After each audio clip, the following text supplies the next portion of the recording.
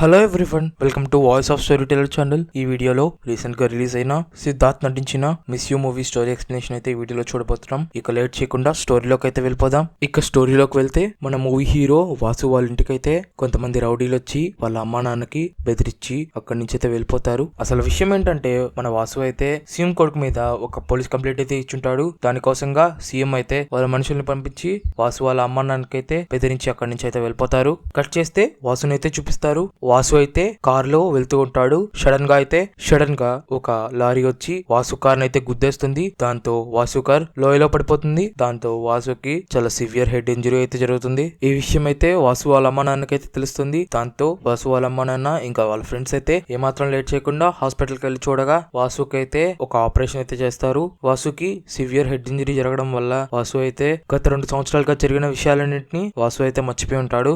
అలా 4 నెలలు అయితే గడిచిపోతాయి. ఆ యాక్సిడెంట్ నుంచి కోలుకున్న వాసు అయితే రైల్వే స్టేషన్ కి అయితే వెళ్తాడు. అక్కడ ఒక అతన్ని అయితే చూస్తాడు. అతను ఎవరో కాదు, తన పేరు బాబీ. బాబీకి అయితే లవ్ ఫెయిల్యూర్ అయి ఉంటది. అందుకే చాలా బాధపడుతూ ఉంటాడు. దీన్ని చూసిన వాసు బాబీ దగ్గరికి వెళ్లి ఏం కాదు, ఈ అమ్మాయి కాకపోతే ఇంకొక అమ్మాయి అని బాబీకి అయితే మోటివేషన్ ఇస్తాడు. దాంతో బాబీ ఇంకా వాసు అయితే చాలా మంచి ఫ్రెండ్స్ అయితే అవుతారు. కానీ వాసు ట్రైన్ అయితే మిస్ అవుతుంది. దాంతో వాసు ఇంకా బాబీ అయితే బెంగళూరు అయితే వెళ్తారు. అలా వాసు ఇంకా బాబీ బెంగళూరు అయితే చేరుకుంటారు. అలా బెంగళూరు లో వెళ్తున్నప్పుడు సిగ్నల్ దగ్గర వాసు అయితే ఒక అమ్మాయిని చూస్తాడు. చూసిన వెంటనే ఆ అమ్మాయితో అయితే వాసు అయితే లవ్ లో పడిపోతాడు. కట్ చేస్తే వాసు ఇంకా బాబీ అయితే బాబీ యొక్క అపార్ట్మెంట్ కి అయితే వెళ్తారు. అలా అక్కడ ఫ్రెష్ అప్ అయ్యి బాబీ ఇంకా వాసు బాబీ యొక్క కాఫీ షాప్ కి అయితే వెళ్తాడు.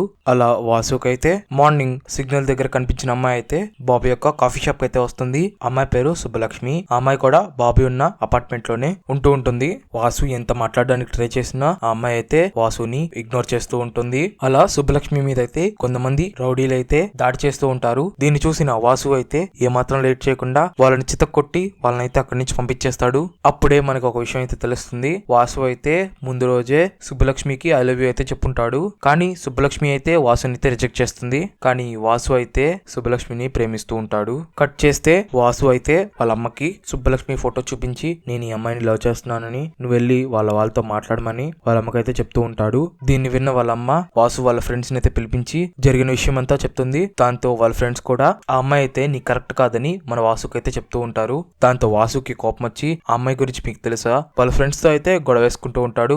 అప్పుడే వాసు వాళ్ళ ఫ్రెండ్స్ అయితే ఒక నిజాన్ని అయితే రివీల్ చేస్తారు. అదేంటంటే వాసుకి సుబ్బలక్ష్మికి ముందుగానే పెళ్లి ఉంటుంది. కానీ మన వాసుకి అయితే గతం మర్చిపోవడం వల్ల ఆ విషయం అయితే గుర్తుండదు. అలా వాళ్ళకి పెళ్ళైనప్పుడు వాళ్ళిద్దరికైతే అసలు సెట్ కాదు. కానీ ఎలాగోలా వాసు అయితే వాళ్ళ అమ్మ నాన్న కోసం సుబ్బలక్ష్మితో అయితే ఉంటాడు. అలా ఒకరోజు సుబ్బలక్ష్మి ఇంకా వాసు అయితే ఒక మూవీకి అయితే వెళ్తారు. కానీ వాసుకి అర్జెంట్ వర్క్ ఉండడంతో మూవీ సగంలోనే లేచి ఇంటికైతే వచ్చేస్తాడు. అలా ఇంటికి రాగానే టీవీలో న్యూస్ అయితే ప్లే అవుతుంది. ఒక డెలివరీ అబ్బాయిని ఒక 5 మంది కుర్రాళ్ళు చాలా ఘోరంగా తాగి చంపేశారని న్యూస్ అయితే వస్తూ ఉంటుంది. అది జరిగిన ఇన్సిడెంట్ ప్లేస్ లో ఐ విట్నెస్ ఎవరో కాదు సుబ్బలక్ష్మియే. అప్పుడు వాసు అయితే సుబ్బలక్ష్మితో ఇలా అంటాడు, నువ్వు వెళ్ళి పోలీస్ స్టేషన్ లో ఐ విట్నెస్ గా సాక్ష్యం చెప్పని సుబ్బలక్ష్మికి అయితే చెప్తాడు. దాంతో అక్కడున్న సుబ్బలక్ష్మి వాళ్ళ నాన్న ఈ గొడవలంతా ఎందుకని వాసుతో అయితే అంటాడు. ఈ విషయంలో సుబ్బలక్ష్మి వాళ్ళ నాన్నకి ఇంకా వాసుకైతే పెద్ద గొడవ పడుతుంది. దాంతో సుబ్బలక్ష్మిని తీసుకొని వాళ్ళ నాన్న అయితే అక్కడి నుంచి వెళ్ళిపోతాడు. అది జరిగిన కొన్ని రోజుల తర్వాతే మన వాసుకైతే యాక్సిడెంట్ అయ్యి గతం అయితే మర్చిపోయి ఉంటాడు. ఈ విషయాన్ని అయితే వాళ్ళ ఫ్రెండ్స్ అయితే ఈ నిజాన్ని అయితే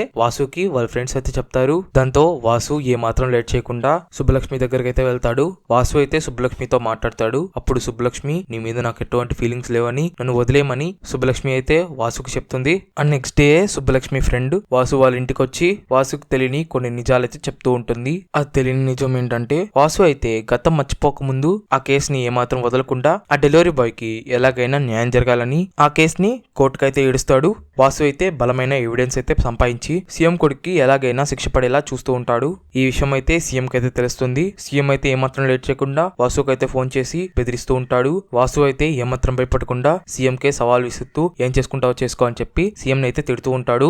అలా సీఎం అయితే గట్టిగా ప్లాన్ చేసి వాసుని చంపించడానికి లారీతో అయితే వాసు కార్ ని గుద్దిస్తాడు. దీన్ని బట్టే మనకు అర్థమవుతుంది వాసుకు జరిగింది యాక్సిడెంట్ కాదని మర్డర్ అటెంప్ట్ అని మనకు తెలుస్తుంది. అలా వాసు గతం మర్చిపోయిన తర్వాత సుబ్బలక్ష్మి అయితే ఆ కేసుని వదలకుండా ఆ కేసుని వాసు కోసం కంటిన్యూ చేస్తూ ఉంటుంది. అందుకే సుబ్బలక్ష్మి మీద ఆ రౌడీలు అటాక్ చేయడానికి అయితే వస్తారు. ఈ విషయం తెలిసిన వాసు అయితే చాలా బాధపడుతూ ఉంటాడు. కట్ చేస్తే ఆ మినిస్టర్ ఇంకా వాళ్ళ కొడుకు కొంతమంది రౌడీని తీసుకొచ్చి సుబ్బలక్ష్మికి అయితే కేసు వాపస్ తీసుకోమని బెదిరిస్తూ ఉంటారు. ఉంటారు. సుబ్బలక్ష్మి ఏమాత్రం మాట వినకపోయేసరికి సుబ్బలక్ష్మిని చంపడానికి సుబ్బలక్ష్మి కారద్దాల్ని పగలగొడుతూ ఉంటారు. ఇంతలో అక్కడికి వాసు వచ్చి సీఎం కొడుకుని ఇంకా వాళ్ళ మనుషుల్ని చితక్కొడుతూ ఉంటాడు. అలా వాళ్ళందరినీ కొట్టి వాళ్ళని అక్కడి నుంచి అయితే పంపించేస్తాడు.